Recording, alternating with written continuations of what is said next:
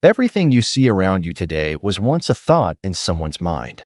The buildings, the technology, the art, even the life you are living, it all began with an idea. What you think shapes who you are, and who you are becomes the life you live. This book is built on one simple but powerful truth. You become what you think. Most people underestimate the influence of their thoughts. They believe circumstances, luck, or other people decide their future. But the real force lies within.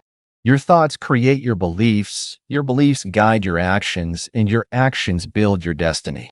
Change your thoughts, and you change everything. This book will guide you step by step to understand how your mind works, how to take control of your thoughts, and how to transform them into the life you dream of. It's not about magic, it's about mastering your focus, building powerful habits of thinking, and living intentionally.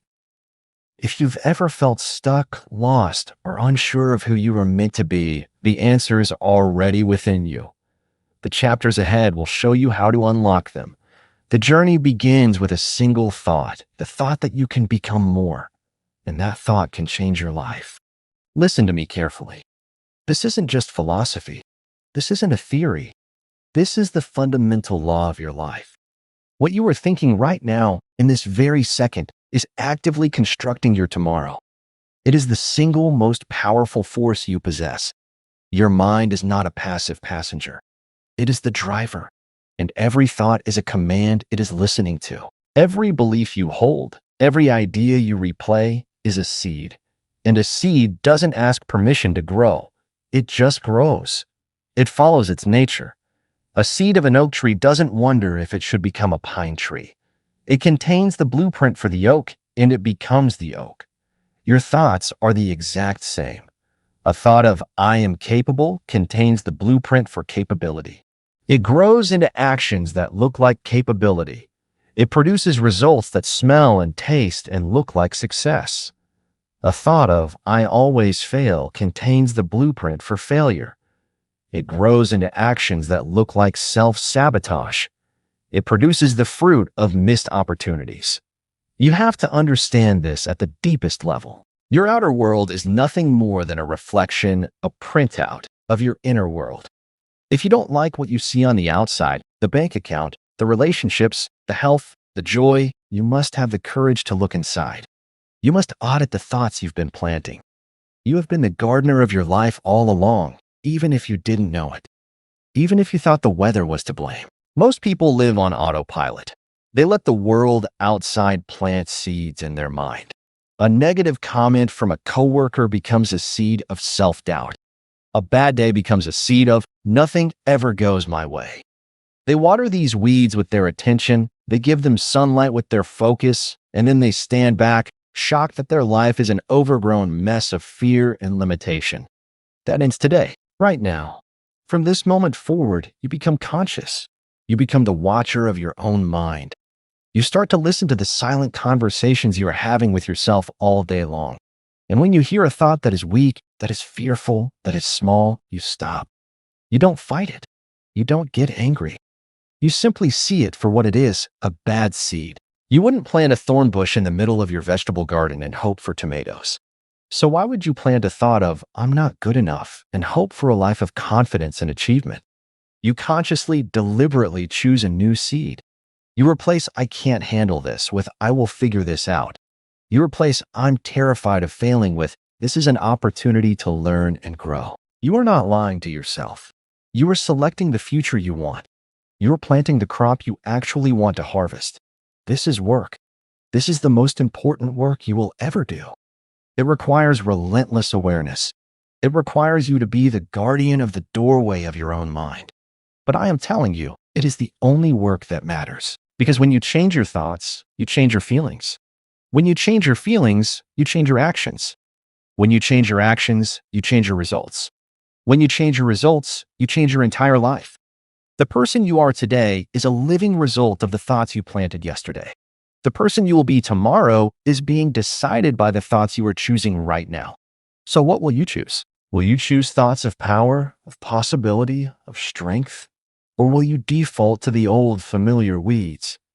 The power is not outside of you. It is within. It always has been. Your thoughts are the seeds. Your mind is the soil. Your life is the harvest. Now go. Plant like your future depends on it. Because it does. You are not a victim of your circumstances. You are a victor of your focus. You are not defined by what happens to you, but by what you choose to focus on within what happens to you. That is the incredible, life-altering power you hold in your hands. Let's get brutally honest for a moment. That voice in your head that says it's too late, it's too hard, I don't have the energy, what will they think? That voice is not the truth. It is a habit. It is a worn-out record playing an old, tired song from a past chapter of your life. And you have the power to take the needle off the record. You have the power to choose a new song. This is where you move from understanding to action. This is where you stop just hearing this and start living it. I want you to think of your mind as a muscle. Right now, for most people, that muscle is weak. It's flabby. It has been lying on the couch of negative thinking, eating junk food of fear and doubt. The first time you go to the gym to strengthen a physical muscle, it's hard. It burns. It shakes. You can't lift much. This is no different. The first time you try to catch a negative thought and replace it, it will feel awkward. It will feel forced. That voice will scream even louder. This is stupid. This isn't working. That resistance, that feeling of it being difficult, that is the burning sensation of your mental muscle growing stronger. That is the proof that you are doing the work. You are breaking a sweat in the gym of your mind. Don't you dare quit when you feel that burn. That is the moment you lean in. That is the moment you prove to yourself that you are stronger than your old patterns. You are the blacksmith of your own mind. Every time you take a thought of fear and you hammer it against the anvil of your awareness, and you forge it into a thought of courage, you are strengthening your resolve. You are tempering your spirit. With every strike of the hammer, you are building an unshakable core. You are the sculptor of your reality. The masterpiece of your life is hidden inside a block of stone. The negative thoughts are the chunks of rock you need to chip away. The doubt, the worry, the jealousy, the fear, these are not part of the masterpiece. They are the excess stone. Your conscious, positive, powerful thoughts are the chisel. With every single thought, you are either chipping away a piece of the rock to reveal the beauty beneath, or you are adding more rock and burying your masterpiece deeper. So what will you do today? Will you add rock, or will you chip it away? The choice seems obvious, but it is a moment-to-moment battle. It happens in the tiny, seemingly insignificant moments. The moment you hit the snooze button and think, just 5 more minutes, versus the moment you get up and think, I am taking control of my day. The moment you see someone successful and think, they're so lucky, versus the moment you think, I can learn from them. The moment you face a problem and think, why has this always happened to me? Versus the moment you think, what is this here to teach me? These are the battles where your future is won. Not in one giant leap, but in these tiny, consistent choices of thought. Your life will not change by a single massive gesture. It will change by the accumulation of thousands of tiny thoughts, chosen deliberately, one after the other. A river carves through solid rock, not through its power, but through its persistence. Your persistent, focused thoughts will carve a new reality for you. They will carve a new you. So I need you to make a promise to yourself, right now, that you will no longer tolerate the mental garbage that has held you back. That you will become a ruthless editor of the content of your mind. You will not let a thought live rent-free in your head if it is not serving your highest good. Catch yourself, constantly. If you fall back into the old pattern, don't you dare use that as an excuse to give up. That is just another rock to chip away. Acknowledge it and choose again and again and again. Until the new thought, the powerful thought, becomes the default. Until the new song on the radio is one of belief, of power, of unstoppable momentum. You have the blueprint for greatness within you. It is encoded in your thoughts. Now pick up the tools. Start building. This is not a game. This is not a gentle suggestion. This is a war for your future and the battlefield in your mind. Every single day, you are fighting a silent war against mediocrity, against fear, against the person you were yesterday. And your weapon is your focus. Your ammunition is your thoughts. You have to get hungry. You have to get ruthless. You have to want the life you are envisioning more than you want the comfort of your old excuses. That comfortable, familiar negativity is a cage, and the door is not locked. It never has been. You have just been sitting in it for so long, you forgot you could simply stand up and walk out. The decision to change your life is not a one-time event you write in a journal. It is a decision you make every single hour, every single minute. You will be tested. Life will throw the old triggers at you. Someone will cut you off in traffic. A project will fall through. Someone will criticize you. And in that moment, your old mental muscle will want to react. It will want to scream, "See, I told you, the world is against me." That is the critical moment. That split second between the event and your reaction. In that tiny, powerful space lies your freedom. That is where you plant your flag. That is where you must pause, take a breath that feels like it lasts a lifetime, and choose your seed.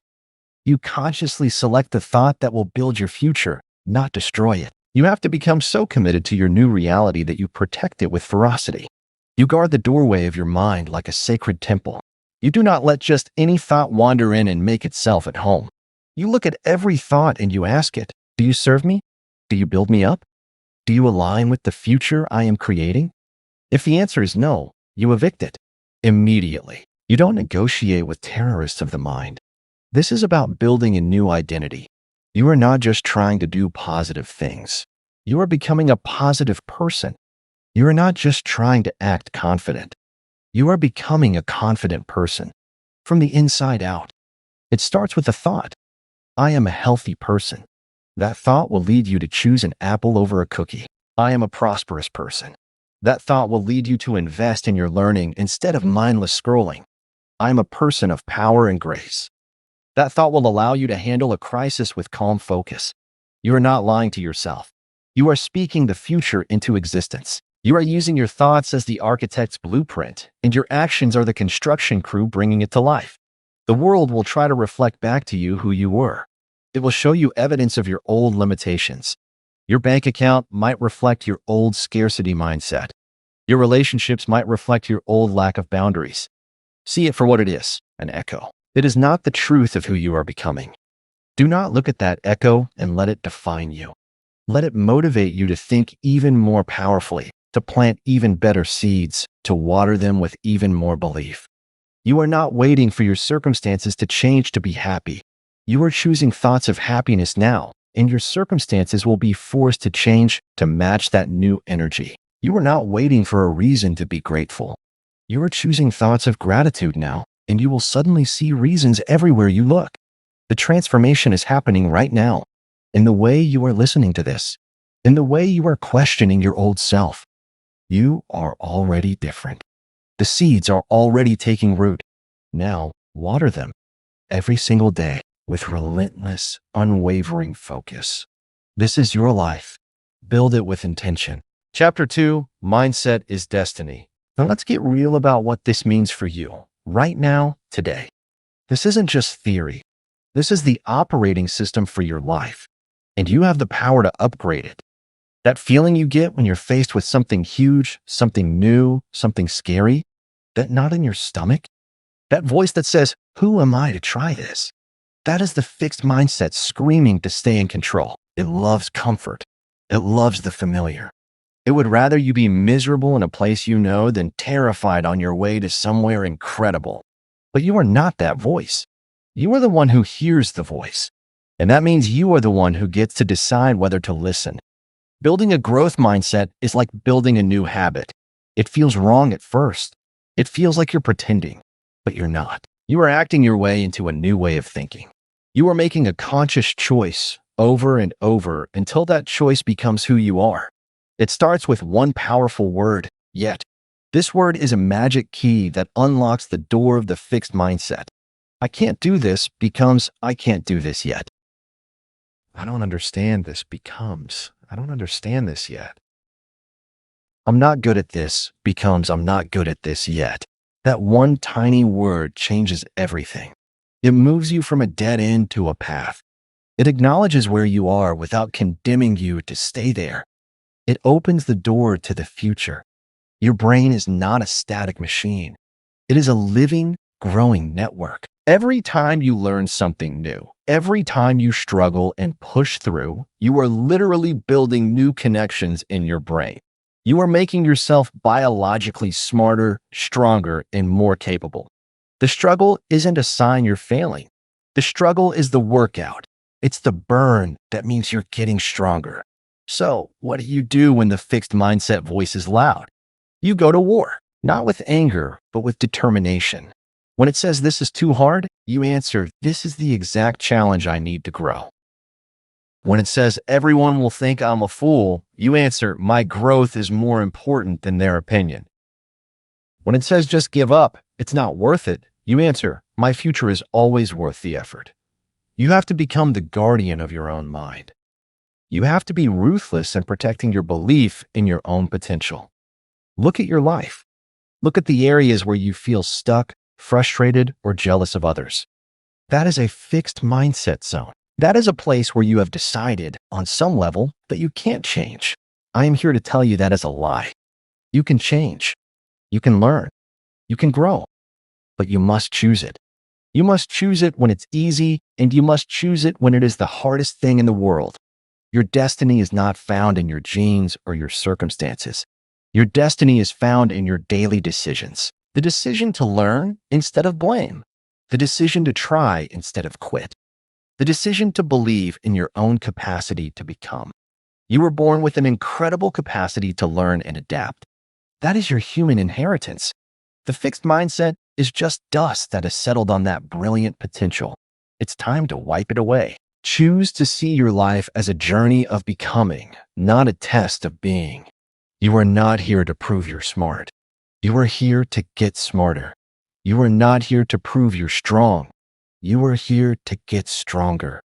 Every single day, you have the chance to water the growth mindset, to choose the harder path that leads upward, to embrace the beautiful, difficult, glorious struggle of building the life you want. This is your one wild and precious life.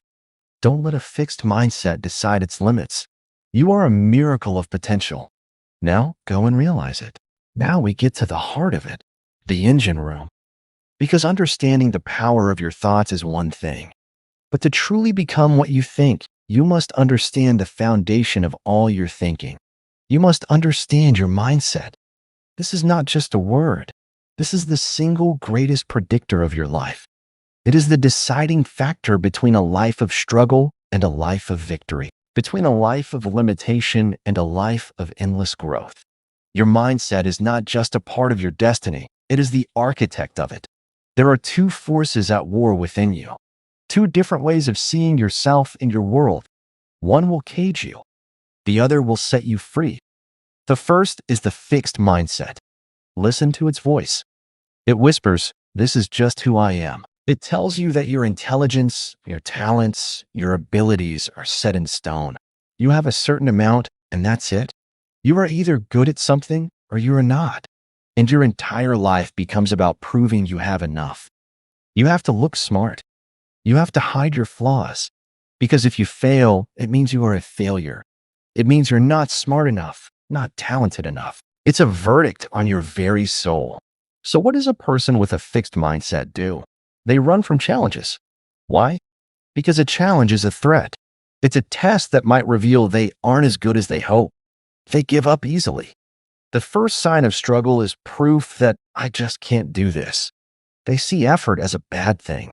They think if I have to try hard, it means I'm not naturally good at it. They ignore useful criticism. They can't handle being told they're wrong because it feels like an attack, and they feel threatened by the success of others.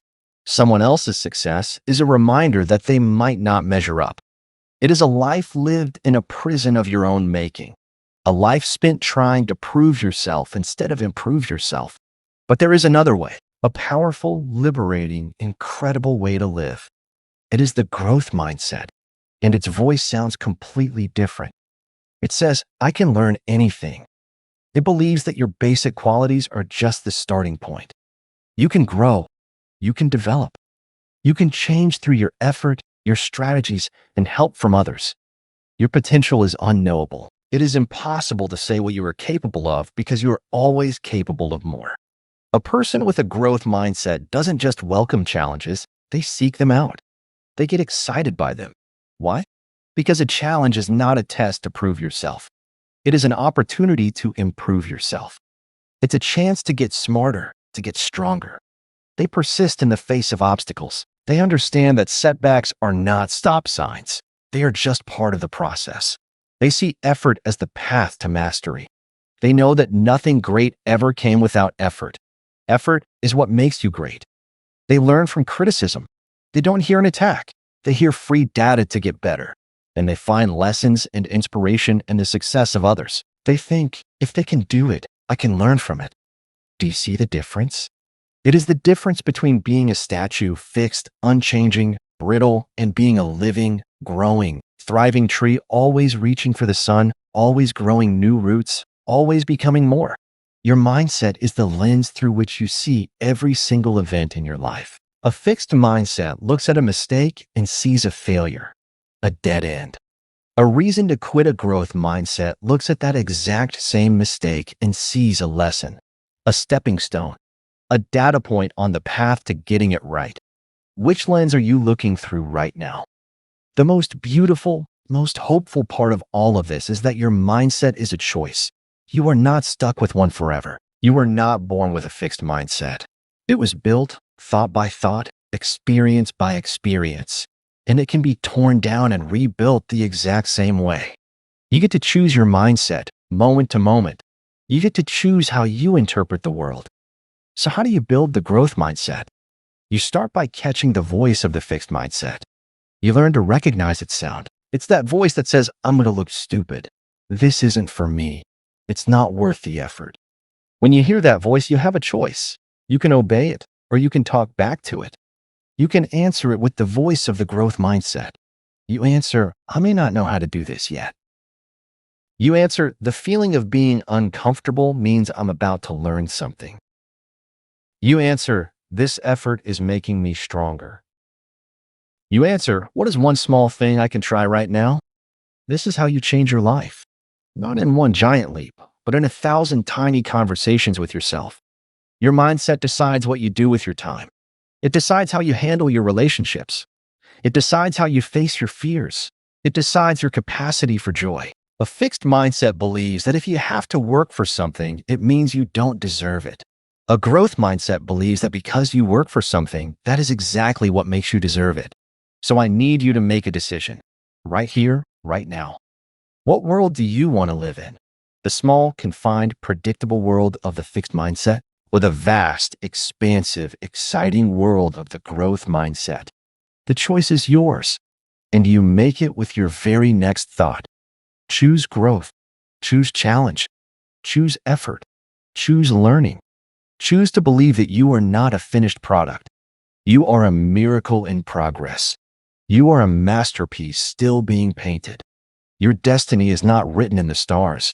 It is written in your mindset, and you hold the pen.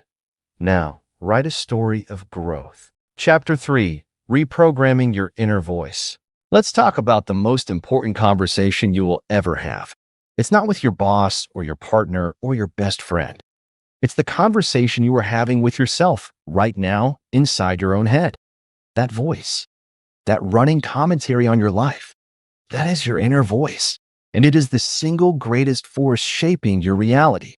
Most people never even listen to it. They just let it run wild, like a radio someone left on in an empty room.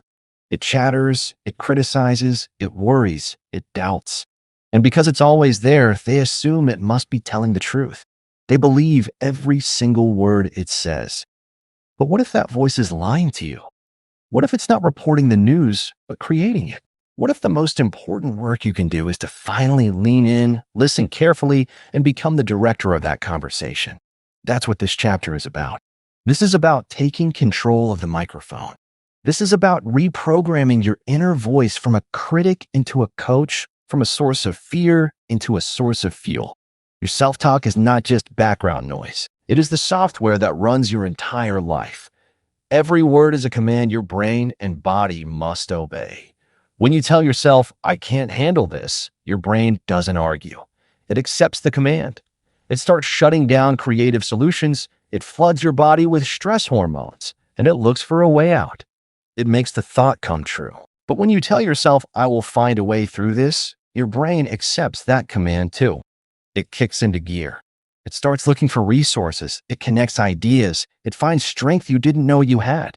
It makes that thought come true. The conversation determines the outcome every single time. So the first step is to become aware. You have to become a detective of your own mind. For the next few days, I want you to just listen. Don't try to change anything yet. Just notice. What is that voice saying when you look in the mirror? What does it whisper when you're about to start a difficult task? What does it scream when you make a tiny mistake? Write it down. Hear the tone. Is it kind? Is it cruel? Is it hopeful? Is it defeated? You will likely be shocked by what you hear. Most people are their own worst bully. But here is the life-changing truth: you are not that voice. You are the one hearing the voice. And because you are the one hearing it, you have the power to question it. You have the power to change the channel. Once you hear a negative thought, you have a golden opportunity. You have a choice. You can let it play out, or you can rewrite the script. This is not about positive thinking.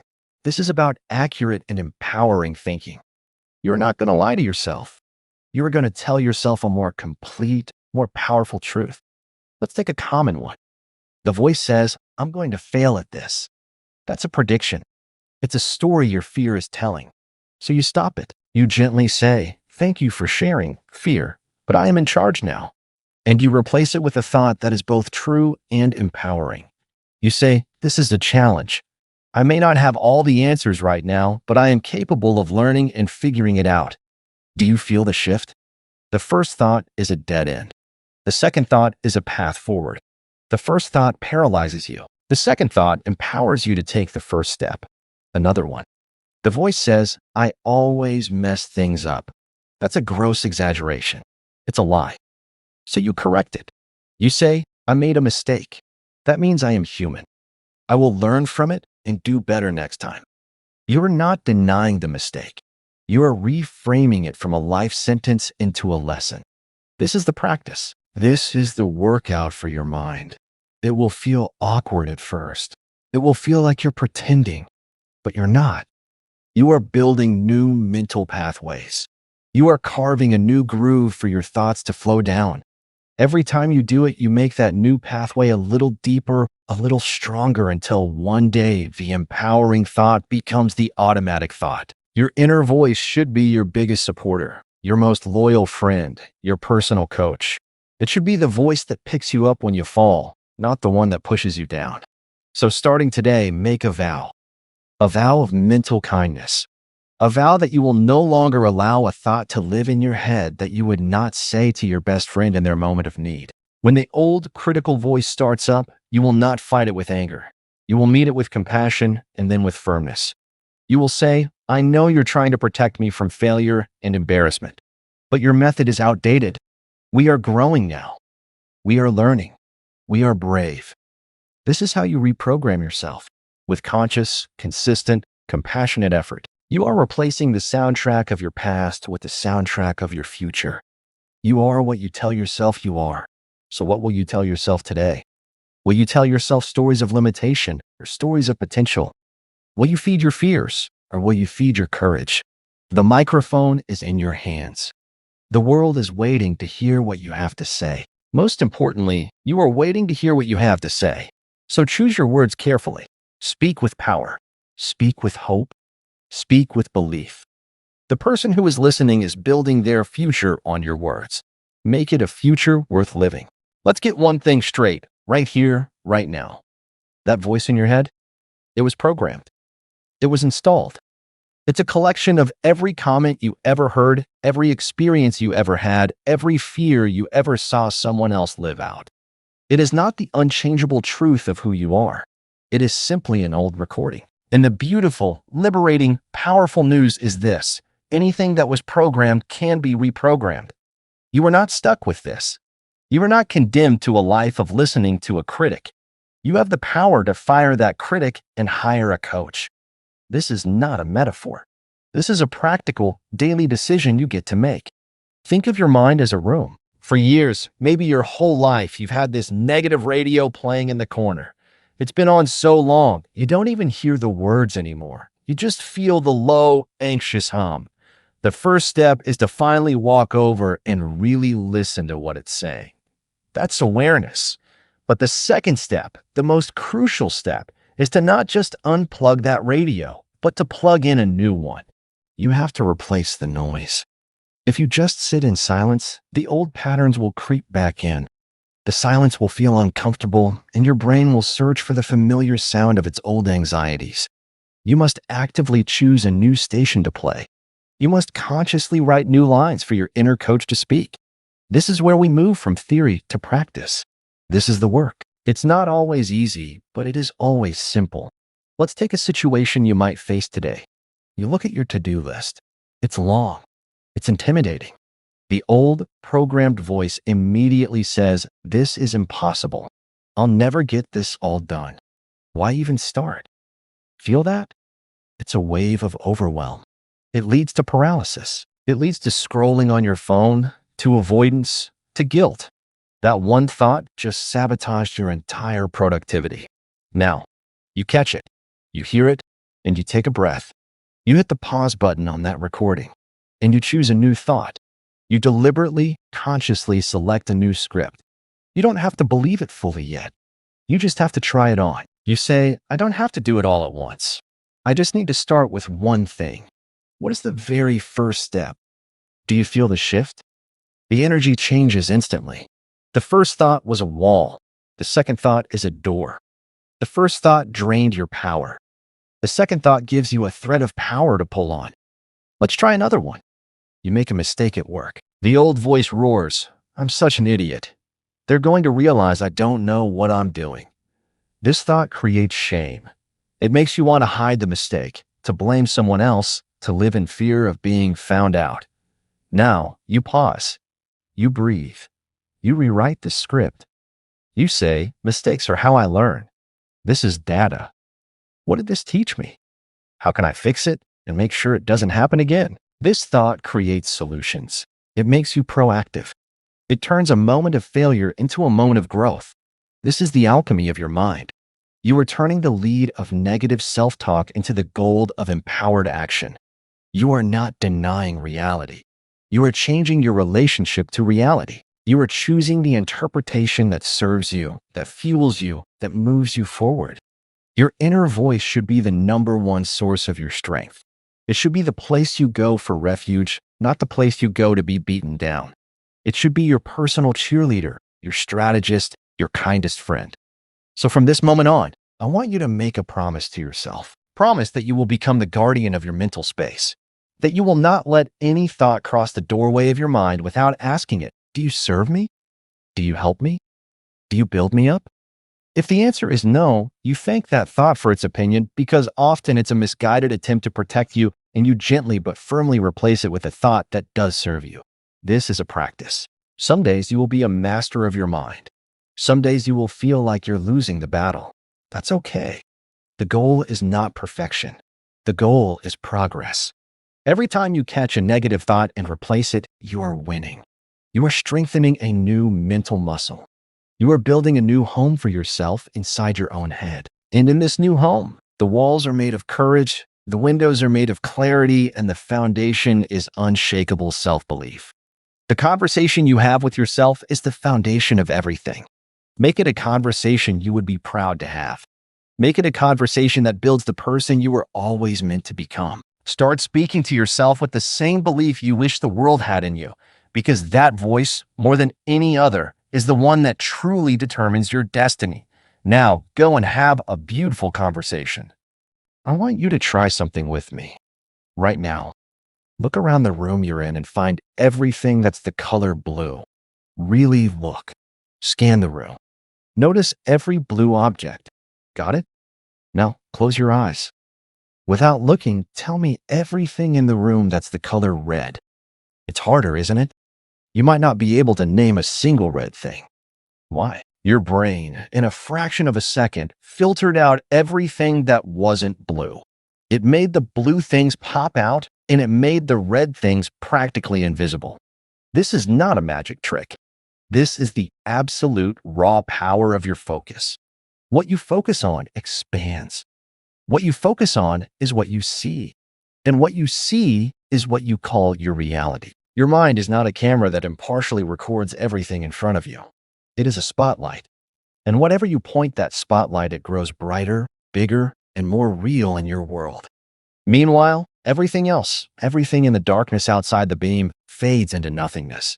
It might as well not even exist for you. This is the secret that every successful person on the planet understands. They aren't necessarily luckier or smarter. They have simply trained the spotlight of their focus. They pointed at solutions while everyone else is staring at the problem. They pointed at opportunities while everyone else is paralyzed by obstacles. Most people let the world control their spotlight. A problem arises, a flat tire, an angry email, a rejected idea, and their spotlight instantly, automatically zooms in on it. It gets huge and terrifying. It consumes their entire vision. They can't see anything else. Their entire reality becomes that one flat tire. But you are not most people. You are learning to become the director of your own spotlight. You are learning to grab that heavy light and point it where you want it to go. This is the difference between creating your life and reacting to it. If you focus on your fears, they will expand. You will see more things to be afraid of everywhere you look. Your reality will become a scary, threatening place. If you focus on your lack, on what you don't have, that lack will expand. You will see evidence of scarcity everywhere. But if you focus on courage, you will find brave moments. If you focus on gratitude, you will find things to be thankful for. If you focus on solutions, you will find answers you never saw before. Your focus is not just observing your reality, it is actively creating it right now with every single glance. So how do you train this muscle? How do you become the master of your own spotlight, especially when the world is screaming for you to look at the negative? First, you must catch yourself. You must notice when your spotlight has been hijacked by a problem. You feel it in your body. The tension, the anxiety, the tightness in your chest. That's your signal. That's the alarm bell. That is you realizing my spotlight is stuck on what's wrong. Then, and this is the critical part, you must make a conscious choice. You must physically, mentally shift your gaze. You ask a new set of questions. You don't ask, why does this always happen to me? That points the spotlight deeper into the problem. You ask, what is one small thing I can do right now to make this better? That swings the spotlight onto a solution. You don't ask, what if I fail? That points the spotlight on a terrifying movie of the future. You ask, what will I learn from trying? That points the spotlight on growth. This is a discipline. It is a daily, hourly practice. The world will constantly try to grab your spotlight. Your job is to hold on to it with both hands and refuse to let go. Your focus is your most valuable currency. It is your creative energy. Where you place it is where you place your power. So I want you to ask yourself today and every day, where is my spotlight pointed? Is it pointed at the past, at old mistakes and regrets? Swing it to the present moment, to what you can do now. Is it pointed at other people, at what they have or what they think of you? Swing it back to yourself, to your own mission, your own growth. Is it pointed at the giant, immovable obstacle? Swing it to the tiny, movable first step right in front of you. You are not denying the problem exists. You are simply refusing to give it all of your power. You are acknowledging the red in the room, but you are choosing to look for the blue. The quality of your life will be determined by the quality of your focus. A life focused on problems is a life of anxiety. A life focused on drama is a life of exhaustion. A life focused on gratitude is a life of joy. A life focused on solutions is a life of achievement. You get to choose. Your spotlight is in your hands. Point it at the future you want to create. Point it at the good. Point it at the possible. And watch in absolute awe as your reality bends to meet your gaze. What you see is what you get. So make sure you're looking at something beautiful. Let's get brutally honest about what this really means. It means that your focus is your reality, period. It doesn't matter what's actually happening out there. It only matters what you're choosing to see. You are the curator of your own experience. You are the artist, and your attention is the brush. Every moment, you're painting the picture of your life. What are you putting on the canvas? Most people are painting with a brush they don't even know they're holding. They're splattering paint everywhere, reacting to every color that gets thrown at them. Their canvas is a mess of frustration, stress, and chaos because they never decided what they wanted to create. They just keep looking at the mess. But you are choosing to take control of the brush. You are deciding, this is the masterpiece I am here to create. And from now on, you will refuse to let anyone else, any event, any negative comment, any unexpected problem take that brush out of your hand. This is about training your brain to search for what you want to find. Your brain is the most sophisticated search engine in the universe. Whatever you type into the search bar, it will go out and find evidence for. If you type in reasons my life is hard, your brain will deliver you a million results. It will show you the traffic jam, the rude customer, the stacked bills, the rainy weather. It will prove you right. But if you type in reasons to be grateful, that same brain in that same life will deliver a million different results. It will show you the warm coffee, the kind text message, the fact that you have a car to sit in traffic with, a job that provides those bills. It will prove you right. Your brain is always proving you right. So what are you telling it to prove? Training your focus is like building a muscle. It gets tired. It wants to quit. The world is designed to steal your attention. Bad news, social media drama, other people's complaints. It's like everyone is trying to grab your brush and add their own chaotic strokes to your painting. Your mission is to protect your focus with everything you have. This is a non-negotiable. When a problem arises, and it will, your new immediate response is not, oh no. It is, where is the opportunity here? This is not naive. This is strategic. This is you wielding your spotlight. Did something fall apart? Shine the light on the chance to build something new and better. Did you make a mistake? Shine the light on the priceless lesson you just received for free. Did someone doubt you? Shine the light on the fuel you can use to prove yourself right. You are not ignoring the problem. You are simply choosing to see it differently.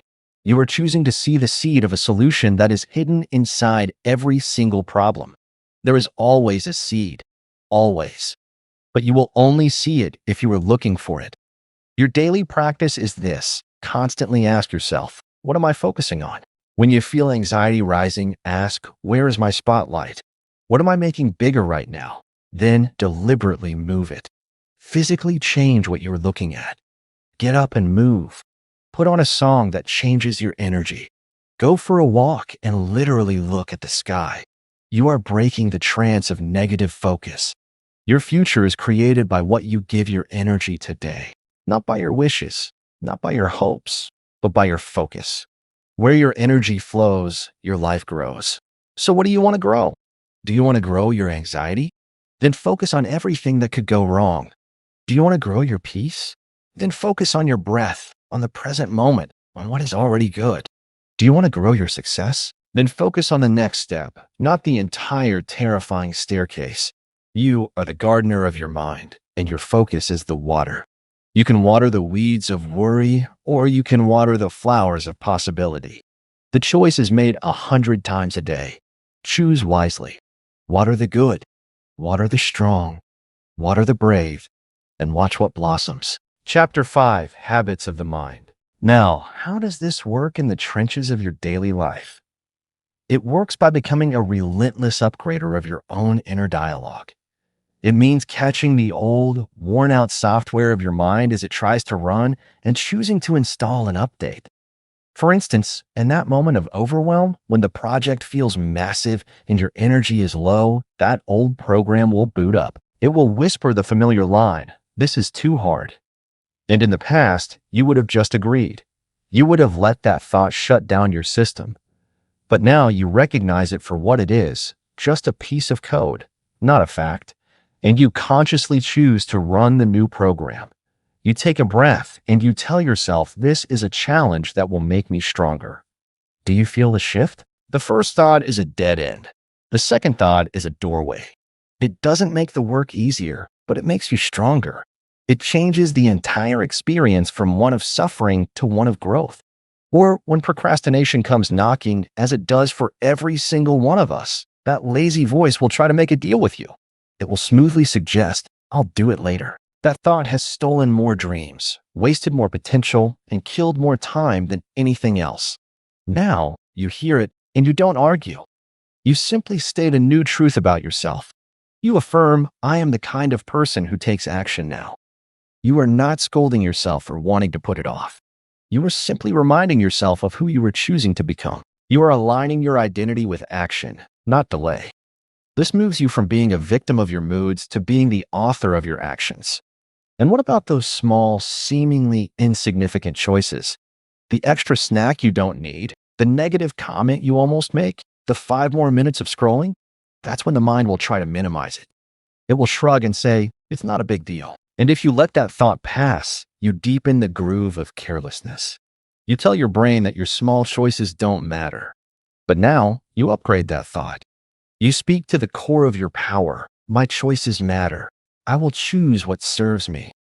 This isn't about being perfect, it's about being conscious. It's about recognizing that your life is built not on one giant moment, but on thousands of tiny ones. Every time you choose what serves you, you are casting a vote for the person you want to be. This is the practice. This is the repetition. You are not fighting your thoughts. You are gently, firmly, consistently leading them in a new direction. You are the gardener, patiently watering the new seeds and plucking the weeds. Day by day, choice by choice, you are not just changing your habits. You are changing your home. You are making the space inside your mind a place where greatness can grow. Let's get right down to it. To the moment where it all happens. That split second between a trigger and your response. That is the battleground. That is where your future is decided. Not in the big, dramatic moments, but in these tiny, quiet, invisible moments of choice. You feel tired, and the old habit of the mind says, skip the workout today. That is a groove worn deep. It is the path of least resistance. Your energy is low, your willpower is drained, and that path looks so easy, so comfortable. But right there, in that nanosecond, you have a window, a tiny, fleeting window where you can choose to carve a new path. It will feel difficult. It will feel unnatural. It will feel like you're trying to push a boulder uphill, because you are. You are pushing against the entire weight of your past choices. This is where you must have a mantra, a pre-programmed response for when your brain is too tired to think. You must have already decided who you are, so in that moment, you don't have to decide what to do. You don't argue with the tiredness. You don't have a long conversation about it. You simply activate your new identity. You say, I am someone who does it even when I don't feel like it. And you move. You put on your shoes. You get out the door. You take the first step. The magic is not in the action itself. The magic is in the choice that preceded it. You chose the harder path, and every single time you do that, you are not just doing a workout. You are doing a rep for your character. You are strengthening your identity. This is how you build self-trust. Every time you make a promise to yourself and you keep it, you deposit trust into your own emotional bank account. You look in the mirror and you see someone reliable, someone strong, someone who has their own back. But every time you choose the old groove, the easy path, you make a withdrawal. You teach yourself that your promises don't matter, that your word to yourself is cheap. And soon, you stop trusting yourself. You stop believing yourself when you set a goal. Because deep down, you know the old habit will probably win. The chains of habit are too light to be felt until they are too heavy to be broken. But right now, you are feeling them. You are aware of them. And that means you are already loosening them. Your mind will rebel. It will scream that it's just one time. One snack won't matter. One missed workout is nothing. One day of negative thinking won't change anything. It is lying to you. It matters immensely. Because you are not just making a choice about a snack or a workout. You are making a choice about who you are. You are casting a vote for your identity. And while one vote doesn't decide an election, votes add up. And eventually the election is won by the identity that got the most votes. So today, right now, you must become obsessed with your tiny choices. Become a collector of small wins. Did you choose water over soda? That's a win. File it away. Did you take a deep breath instead of snapping in anger? That's a win. Save it. Did you write down one goal instead of scrolling mindlessly? That's a win. Put it in the bank. These wins are your currency. They are the proof you show yourself that change is happening, that the new grooves are being carved. The old voice will fade, not because you shouted it down, but because you stopped listening to it. You stopped giving it your energy. You are what you do consistently, not what you do once in a while. So let your consistent choices be a prayer, a daily ritual that proves to the universe, and more importantly, to yourself, what you truly believe you are made of. You are building a legacy of action, one small choice at a time. Make it a legacy you are proud of. Let's talk about your mental diet.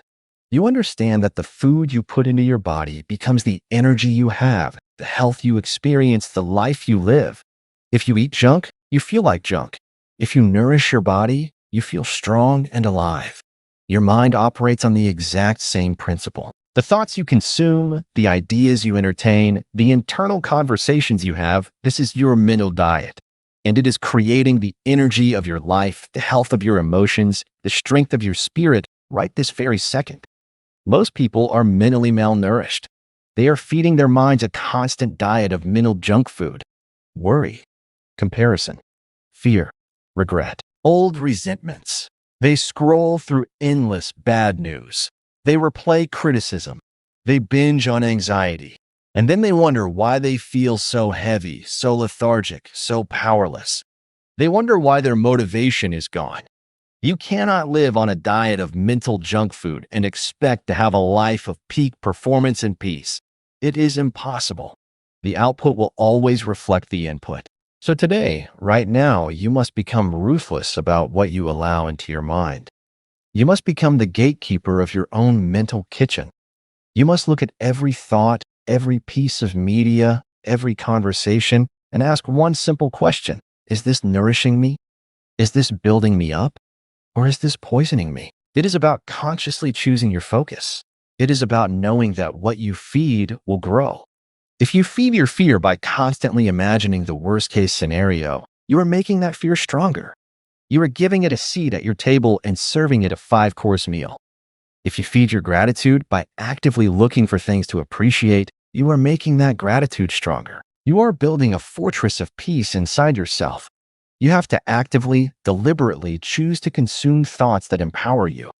This is a conscious act. It is a discipline. When you feel yourself starting to spiral into worry, you must stop. You must physically change your environment. Put on music that lifts you up. Go for a walk and name 5 things you can see that are beautiful. Call a friend who believes in you. You are not running away. You are consciously changing the channel. You are refusing to eat the junk food. You must feed your mind with thoughts of possibility. Read the stories of people who have overcome. Listen to talks that inspire you. Surround yourself with words that remind you of your strength. This isn't cheesy. This is strategic. You are feeding your mind the nutrients it needs to build a powerful life. Your mind is always listening. It is always absorbing. It believes what you tell it. So what are you telling it? Are you telling it stories of limitation and lack? Or are you telling it stories of resilience and abundance? The most important conversation you will ever have is the one you are having with yourself. Make it a nourishing one. Make it a conversation that feeds your soul and fuels your dreams. Start today. Go on a mental diet. Cut out the junk. Consume only what strengthens you. And watch how your entire life transforms from the inside out. You are not a victim of your thoughts. You are the chef. You decide what's on the menu. So cook something incredible. Chapter 6, The Law of Visualization. I want you to think about the most amazing, most detailed blueprint for a beautiful, strong, incredible house. The architect has drawn every single line. They've chosen every material. They know where every window will go, how the light will fall in the morning, the feeling of the floor underfoot. It is complete in their mind. Now, is that house real? Can you live in it? Not yet. But does it exist? Absolutely. It exists as a potential. It exists as a perfect idea. And because it exists so clearly as an idea, the builders know exactly what to do. They have a map to follow. They can't build something that hasn't been designed first. Your mind is the architect. Your future is the house. And visualization is how you draw the blueprint. This is not daydreaming. This is not wishful thinking.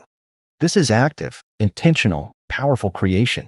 You are using the most powerful tool you possess, your imagination, to build your future from the inside out, before a single brick has been laid in your physical world. Your brain is an incredible machine, but it has one fascinating limitation. It has a very hard time telling the difference between something you are vividly imagining and something that is actually happening. When you visualize an action with intense detail and emotion, you are firing the same neural pathways, creating the same neural patterns as if you were actually performing that action. You are quite literally rehearsing for success. You are carving out the mental grooves for the behaviors, the feelings, and the outcomes you want. You are making the unfamiliar familiar. You are making the future you desire feel like a memory to your brain, so that when you get there, it doesn't feel strange or scary. It feels like coming home. This is the law of visualization. What you see clearly in your mind, your brain and body will work to find a way to create in your reality. It becomes a self-fulfilling prophecy. So how do you do it? How do you move from just thinking about what you want to actually building the blueprint? It's not enough to just briefly think, I want to be confident. You have to step into the movie of your mind and become the director. First, you get specific. You don't just see yourself successful, you see the exact scene. Where are you? Who is there? What are you wearing? What does the room smell like? Is there sunlight? Is there a table? Feel the fabric of your chair.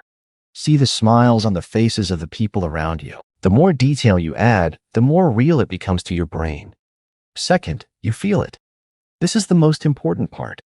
You don't just see yourself giving a powerful speech. You feel the confidence surging through your body. You feel the calm in your chest. You feel the passion in your voice.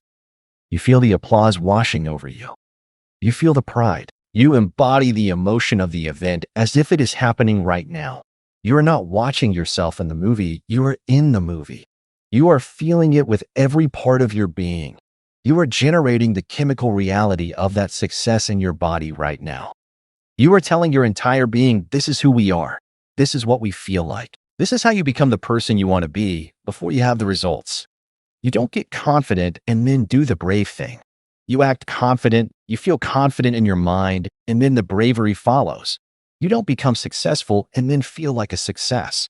You feel like a success in your imagination, and your actions will align to make it true. You are downloading the software for your new self into your hardware. You are closing the gap between where you are and where you want to be by living it first in your mind. So every day, you must take the time to close your eyes and build your future.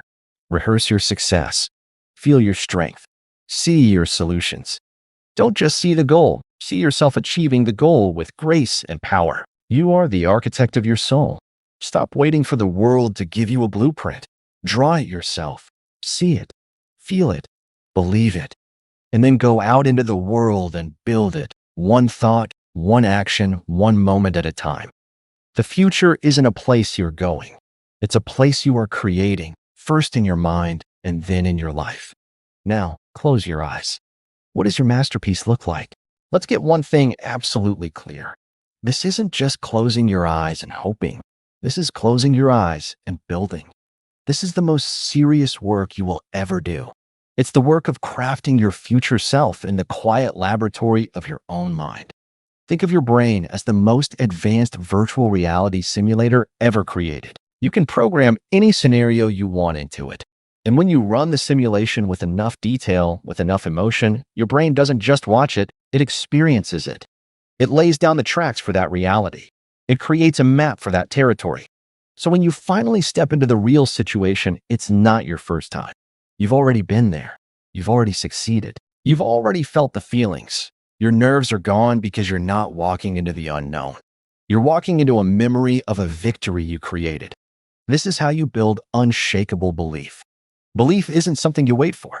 It's something you construct. You build it by providing your mind with overwhelming evidence, even if that evidence is first created in the theater of your imagination. When you consistently see yourself succeeding, your mind has no choice but to accept it as a possible, even probable, outcome. It starts to filter your waking world for opportunities to make the internal movie a reality. It starts to pull you towards that version of you. But you have to do it right. A vague, fleeting daydream is like sketching a stick figure and hoping it becomes a masterpiece. It won't. You need the details. You need the color. You need the sound and the feeling. So let's get practical. Let's talk about how you actually do this. Find a quiet space. Close your eyes. Now, don't just think about your goal. Step into it. If you're visualizing giving a powerful presentation, don't see the back of your own head. Be in your own body. Look out at the audience. See the light from the projector. Feel the clicker in your hand. Hear the sound of your own voice, calm and clear, filling the room. Feel the slight smile on your face because you know your material inside and out. If you're visualizing achieving a fitness goal, don't just see a number on a scale. Feel the strength in your legs as you walk up a flight of stairs without getting winded. Feel the fabric of your favorite clothes fitting loosely. Feel the energy coursing through you. Feel the pride as you look in the mirror and recognize the discipline in your own eyes. You are not a passive observer. You are the main character. You are feeling the emotions of the achievement now, the confidence, the joy, the gratitude. You are generating the chemical signature of success in your body in the present moment. This does two incredible things. It codes the success into your nervous system, making it familiar and attainable. It magnetizes you to that reality. You begin to act, often without even realizing it, in ways that are congruent with the person in your visualization. You are closing the gap between the person you are and the person you see yourself becoming. You are making the future so real in your mind that your present actions have no choice but to fall in line. Do this every single day. Make it a non-negotiable appointment with your future self. It is not a waste of time. It is the most productive 5 minutes of your day. You are quite literally engineering your own evolution. Stop waiting for the world to show you who you are. Show the world who you've already decided to become. See it so clearly that the universe has no choice but to agree with you. Now, go to work. The studio is your mind. The director's chair is waiting. Chapter 7, Belief in Action. All right, let's cut through it. Let's get down to the one thing that separates dreamers from doers. The bridge between the world inside your head and the world you live in. That bridge is action. You can have the most powerful thoughts. You can visualize with perfect clarity. You can affirm your way from morning until night. But if you never take a step, it is all just noise. It's a beautiful, detailed blueprint for a house that you never even bothered to break ground on. It's a recipe for a feast that you never cook. It will leave you hungry. It will leave you cold. Thoughts are the ignition. Action is the vehicle.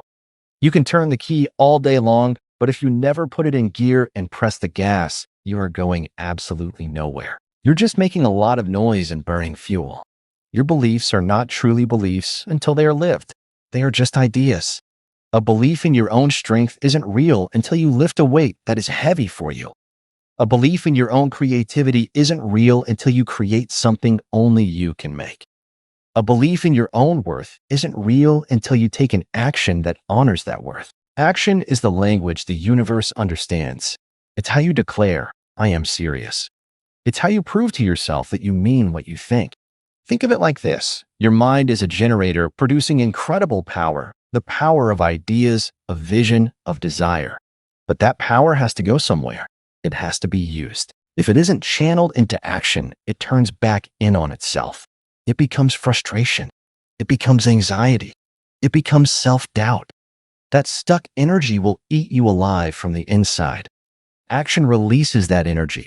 It directs it outward into the world where it can actually build something. So how do you align your thinking with action? You stop waiting for the feeling. You are waiting to feel confident before you speak up. You are waiting to feel motivated before you start. You are waiting to feel ready before you take the leap.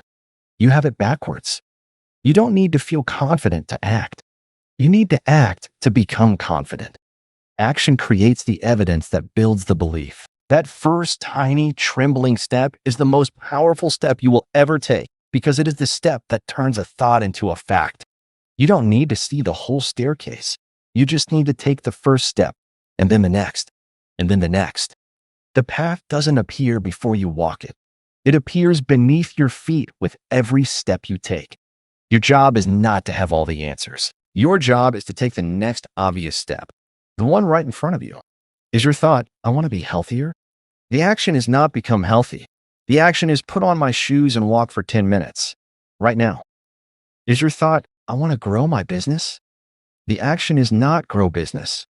The action is make one single phone call to a potential client. Today is your thought, I want to be happier. The action is not be happy.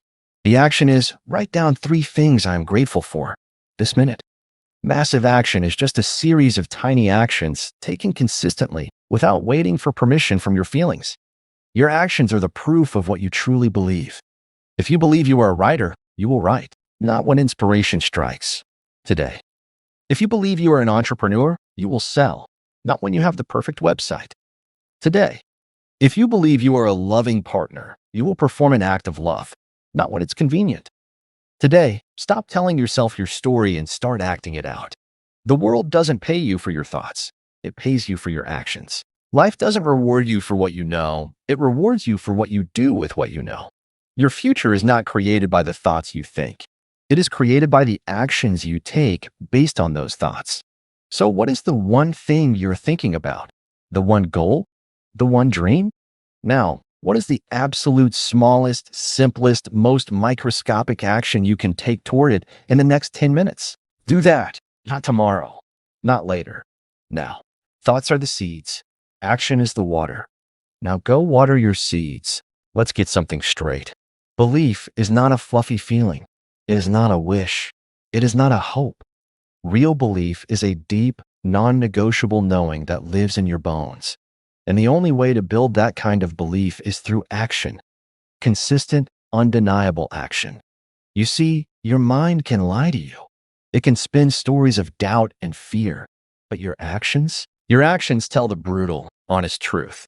Your actions are the proof of what you truly, deep down, believe is possible for you. If you say you believe you can run a marathon, but you never put on your shoes and train, you don't really believe it. Your actions are calling your bluff. If you say you believe your idea can change the world, but you never share it with a single person, you don't really believe it. Your silence is the evidence. Action is the bridge between the person you are and the person you claim you want to be. Every time you take a step onto that bridge, you are telling yourself, I am moving. I am becoming. This is real. You don't need to feel ready. You will never feel ready. Readiness is a myth sold to keep you sitting still. The most successful people in the world didn't wait for a feeling. They understood a fundamental law. Action creates courage. Action creates clarity. Action creates momentum. The first step is always the hardest because it's taken in pure faith. You can't see the entire path.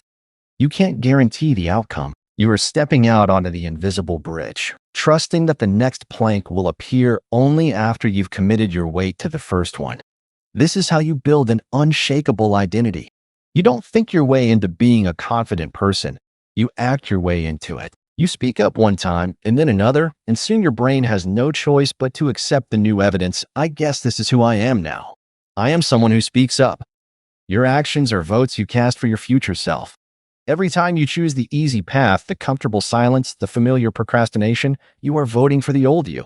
You are confirming your doubts. But every time you take a step, no matter how small, that aligns with your vision, you are casting a vote for the new you. You are building a landslide victory for your potential. Stop asking, do I believe I can do this? That's the wrong question. The question is, what is the one action I can take right now that proves I am capable of figuring this out? Do that action. Let the action do the talking. Let the action build the belief. Let the action become the evidence that silences the fear. Your future is not built on a foundation of perfect thoughts. It is built on a foundation of consistent action, brick by brick, step by step, decision by decision. Stop waiting for the belief to come before the action. Let the action create the belief. Now, go. Build your bridge, one decisive step at a time. Let's talk about momentum, because that's what we're really building here. You don't just take one action and suddenly your whole life changes. That's not how it works. Real change, lasting change, is built like a fire. You start with a single tiny spark, one action, then you add another piece of kindling, another action, and then another. And if you are consistent, if you keep feeding it, that spark becomes a flame. That flame becomes a fire, and that fire becomes an unstoppable force that can light up your entire life. But that first spark, it's everything. It's the decision to move when every cell in your body is screaming to stay still. This is where your thoughts become real. This is where the rubber meets the road. You can have the most beautiful, detailed vision in your mind, but if you don't pair it with movement, it will eventually fade. It will become a ghost of a dream that haunts you with what could have been. Action is the lifeblood of your belief. It's the oxygen that makes it breathe and grow. Without action, even the strongest belief will eventually suffocate and die. Think of your mind and your body as two partners. Your mind is the navigator. It plots the course. It says, the treasure is over there. But your body is the ship. If the ship never leaves the harbor, the navigator is useless. You will never reach the treasure. You'll just sit in the dock talking about maps. Your body needs to move. Your hands need to do. Your voice needs to speak. This is how you tell the universe you are serious. This is how you tell yourself you mean business. The most powerful shift happens when you stop saying, I believe I can, and you start saying, I will. Because I will is not a thought. It's a decision that immediately demands an action. I will means your next step is already being formed. So how do you do it? How do you break the paralysis and move? You make the action so small that it feels stupid. You make it impossible to say no. Don't tell yourself, I need to get in shape. That's overwhelming. Tell yourself, I will put on my shoes and stand outside for 1 minute. That's all. Just stand there. Don't tell yourself, I need to write a book. That's terrifying. Tell yourself, I will open the document and write 1 sentence. Don't tell yourself, I need to build a business. Tell yourself, I will think of 1 person I can talk to about my idea. The action is not the point. The momentum is the point. You are tricking your brain into starting. Because once you start, something magical happens. The resistance weakens. The momentum builds. And that 1 minute outside turns into a 5-minute walk. That 1 sentence turns into a paragraph. That 1 conversation turns into a plan. You are proving your own belief to yourself through movement. Every tiny action is a receipt, a piece of evidence that says, see, I am the kind of person who does things. I am capable. I am moving. Your destiny is not found in a single grand, heroic gesture. It is found in the quiet, consistent, daily choices to act, to move 1 inch closer, to build 1 small piece. The person you are meant to become is on the other side of that action. Not just the thought, not just the thought, not just the dream, the action. So what is your next move? Not your next thought, your next move. Do it now. Don't think, act. Let your movement define you. Let your actions become the truth of who you are.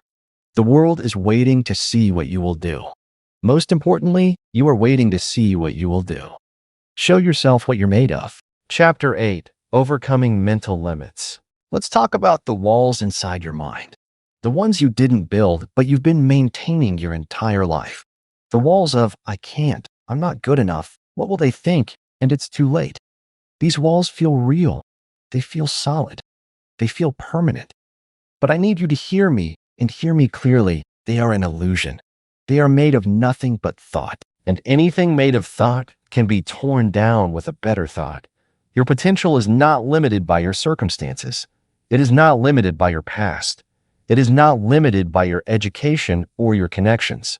Your potential is limited by one thing and one thing only, the limits you accept in your own thinking. You are living in a cage, and you are holding the key in your hand. But you've been inside for so long, you've forgotten you can simply turn the lock and walk out. These mental barriers, these doubts, these fears, they are not monsters. They are paper tigers. They have no power except the power you give them by looking at them, by believing they are real. The moment you turn the light of your awareness onto them, they begin to shrink. The moment you question them, their foundation cracks. The number 1 mental limit that stops everyone is the story of I. I am not smart enough. I am too old. I don't have the confidence. This story is a prison. But I is not a fixed thing. I is a verb. I is constantly becoming. You are not a noun, you are a process. You are not a finished statue, you are a river, constantly flowing, constantly changing, constantly carving new paths. So how do you break free? It's a three-step process. First, you must identify the barrier. You have to get quiet and listen. What is the specific whispered lie that stops you? Is it the fear of failure? The fear of judgment? The belief that you don't deserve it? Name it. Write it down. Drag it out of the shadows and into the light.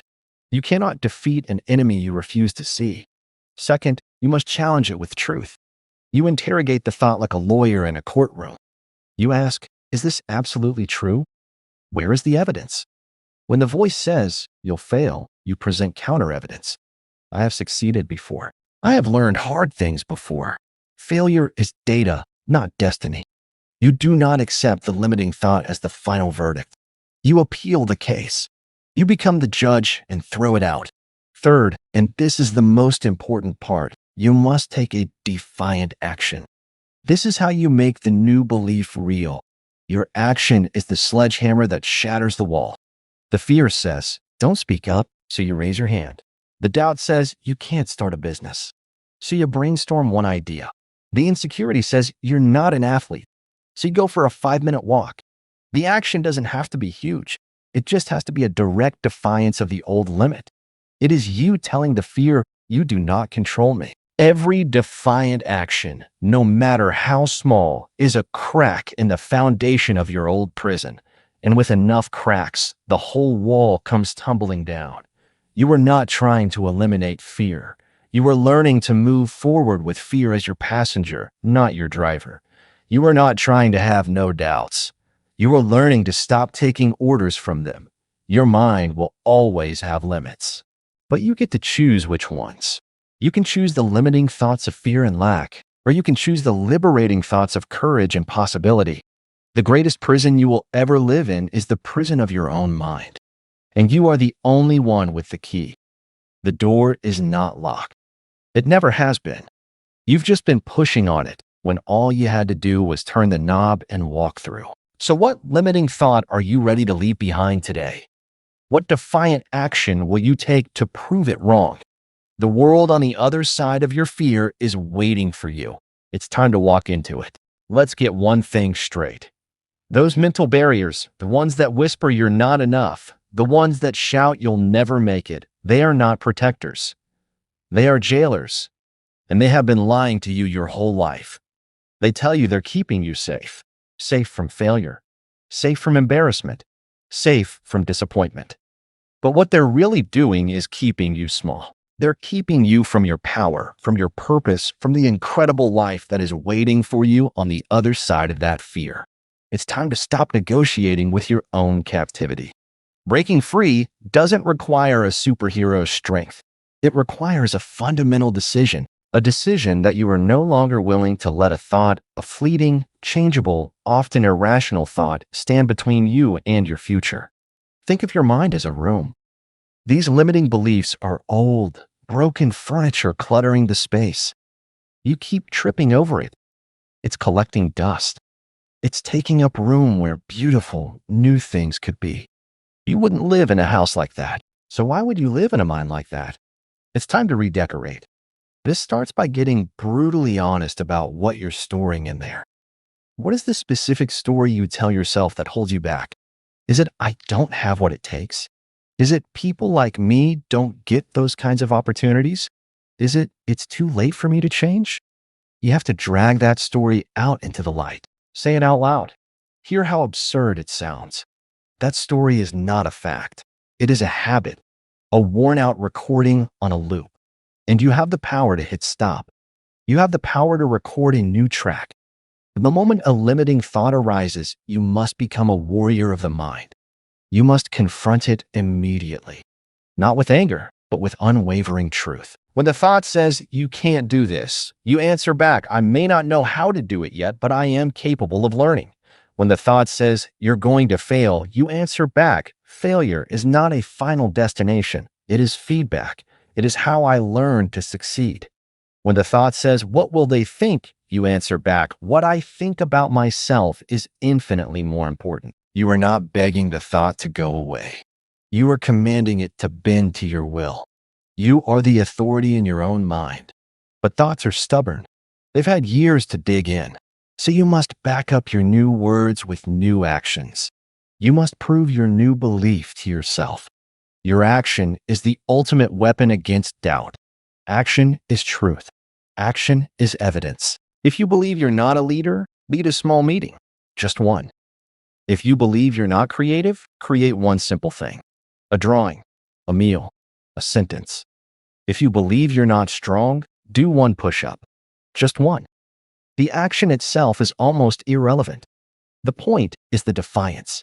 The point is you doing something the old story said was impossible. You are gathering proof, piece by piece, action by action, that the limit was a lie.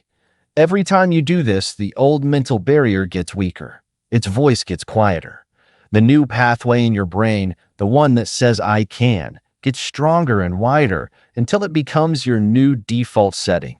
You are not overcoming your limits. You are realizing they never truly existed in the first place.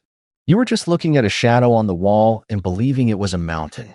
The only thing ever stopping you is the story you agree to tell yourself. Stop agreeing. Start rewriting. Start with a single sentence of defiance. Back it up with a single act of courage. The world needs the person you are on the other side of that fear. Don't make it wait any longer.